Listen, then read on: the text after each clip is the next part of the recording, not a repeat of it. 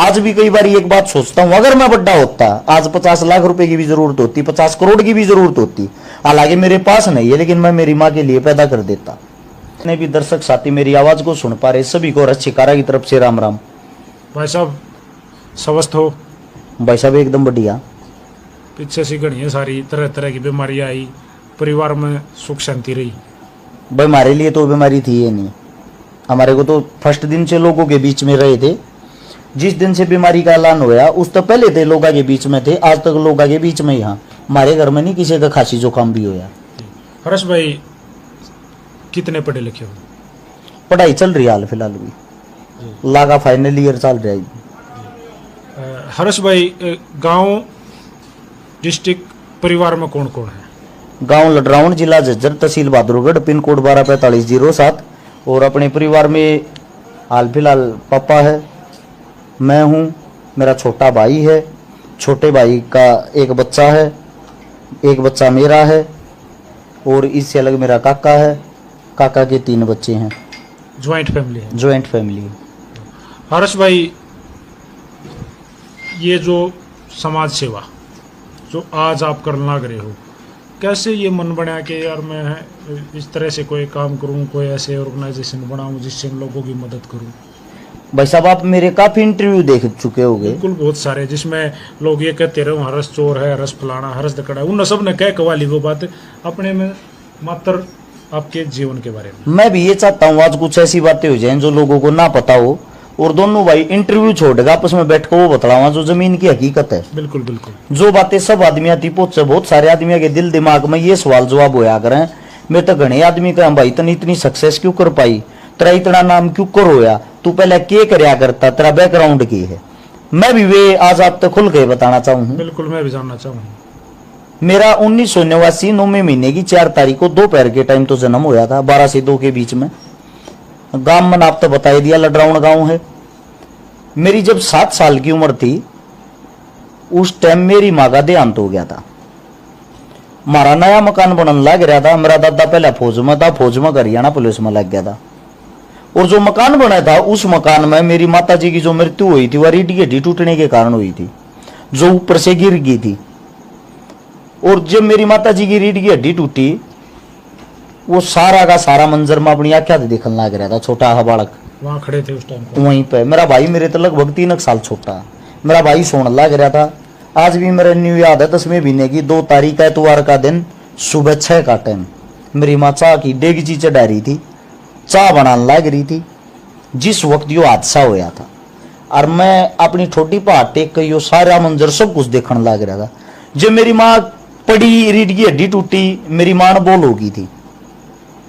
मन जाग मेरी माँ का हाथ लगाया, मेरी माँ के पैर पकड़ के, हाथ पकड़ के खींचने की ठाण की कोशिश करी। मेरे तो हिल्ली को ना, मैं बहुत छोटा बच्चा था।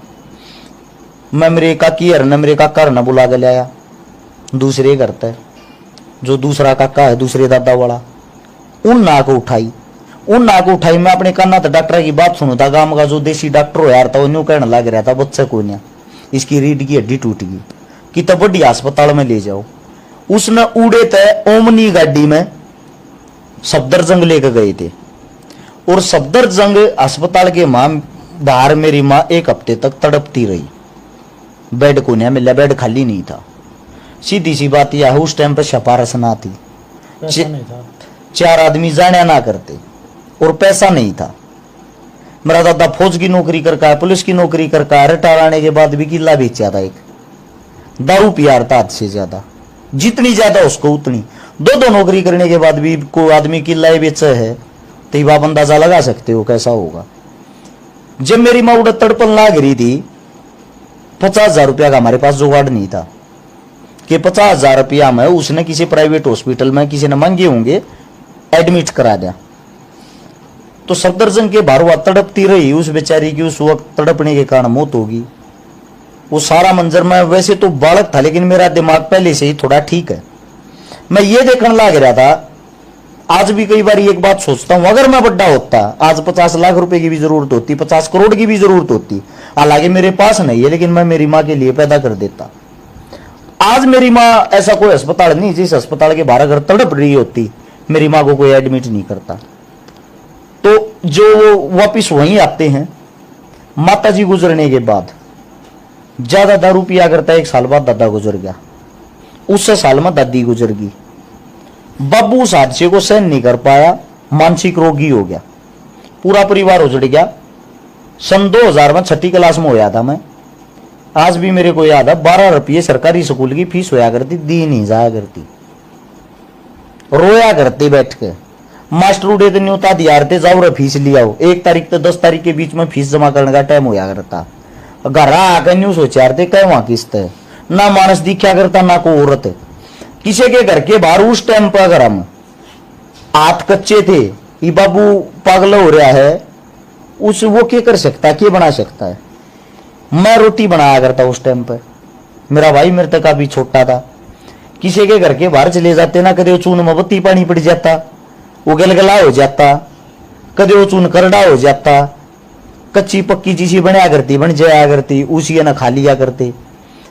जब किसी के घर के बाहर लासी लेने जाते, चटनी लेने जाते, अचार लेने जाते, ताने मारे हारते, रांड के सांड हैं।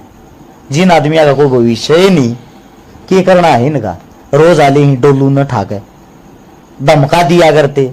नादान थे, ज्ञान ना था, ना न्यू बेरा था, बेजती हो थारी बेजती करे हैं।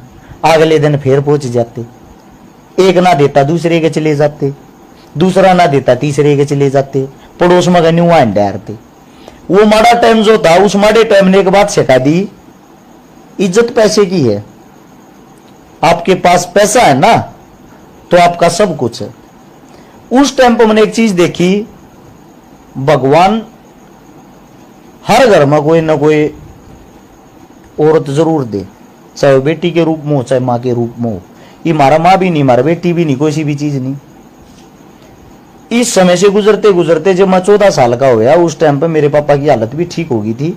रोहतक सरकारी अस्पताल में इलाज चल रहा था। जब ठीक हालत होने के बाद मजदूरी करने लगे, 75 रुपये मन मिल रहे थे।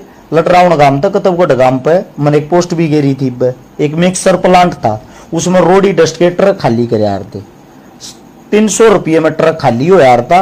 वो 300 रुपया में क्या हो यार था, 2 आदमी खाली करते तो दोनों 150 मिलते। मेरे बाबू ने 150 मिल रहे थे, मैंने 75 मिल रहे थे। मैं खाली गल करवाता, पर मैंने 75 इस मारे मिलते।